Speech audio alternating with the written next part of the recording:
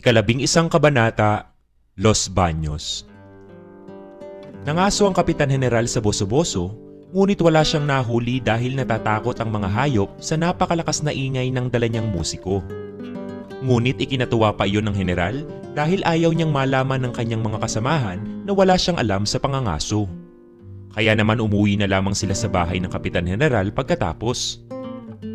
Sa isang bahay aliwan sa Los Baños ay naglaro ng baraha sina Padre Irene, Padre Sibila at ang Kapitan. Naiinis naman si Padre Camora dahil lagi siyang natatalo. Hindi nagtagal ay pinalitan siya ni Simon sa paglalaro. Pumayag si Simon na itaya ang kanyang mga alahas sa kondisyong ipupusta ng mga praile ang pangakong magpapakasama sa loob ng 5 araw. Sa Kapitan General naman ay ang pagbibigay ng kapangyarihan kay Simon na magpakulong at magpatapon ng kahit na sinong kanyang nanaisin. Dahil sa mga kakaibang kondisyong ito ng pagsusugal ay napalapit sina Don Custodio, Padre Fernandez at ang mataas na kawani. Ang mataas na kawani ay nagtanong kung ano daw ang mapapala ni Simon sa kanyang mga hiling. Tinugon nito ni Simon na para daw luminis ang bayan at maalis na lahat ng masasamang damo.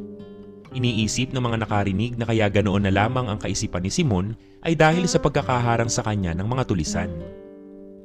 Ayon naman kay Simon, walang kinuha sa kanya kundi ang 2 niyang revolver at ang mga bala. Kinumusta pa nga raw ng mga ito ang Kapitan General at sinabing marami daw baril ang mga tulisan. Tinugon naman ng general at sinabing ipagbabawal niya ang mga sandata. Katwiran naman ni Simon ay marangal daw ang mga tulisan. Sila lamang daw ang tanging marangal na kumikita ng ikabubuhay nila. Dagdag pa ni Simon, halimbawa, pawawalan ba ninyo ako ng di man lamang kukunin ang aking mga alahas? Ang kasamaan ay wala sa mga tulisan sa bundok, nasa mga tulisan sa bayan at syudad. Gaya nyo, ani Padre Sibilang nakatawa. Gaya natin, ganti ni Simon. Tayo nga lamang ay mga dihayagang tulisan. Kalahating oras na lamang at magtatanghalian na, kaya itinigil na ng Kapitan General ang laro. Isa pa'y marami pa silang suliraning kailangang pag-usapan. Isa na rito ang pagbabawal ng general sa mga armas de salon.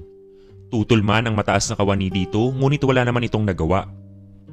Nagbigay pa ng payo si Simon na huwag ipagbawal ang armas de salon, sa halip ay magkaroon na lamang ng iisang sukat na kasalukuyang nabibili noon. At ito nga ang nasunod.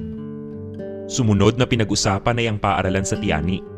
Iminungkahi ni Don Custodio na gawing paaralan ng sabungan kahit sa loob ng 1 araw sa 1 linggo na tinutulan kaagad ng Kapitan General. Ang ilang mga pari ay tutol sa pagpapatayo ng akademya dahil sa ito'y makaaapekto sa karapatan, isang paghihimagsikan at dapat daw ay hindi nag-aaral ang mga Indio. Sumang-ayon dito si Simon at sinabi na ito'y kahinahinala.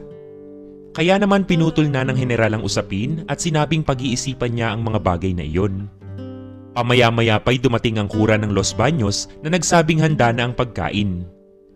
Ang kawani naman ay bumulong sa Kapitan General na si Huli ay 3 araw ng pabalik-balik at nagmamakaawang palayain ng kanyang lolong walang sala. Sinang-ayunan naman ito ni Padre Camora, kaya pumayag din ang general.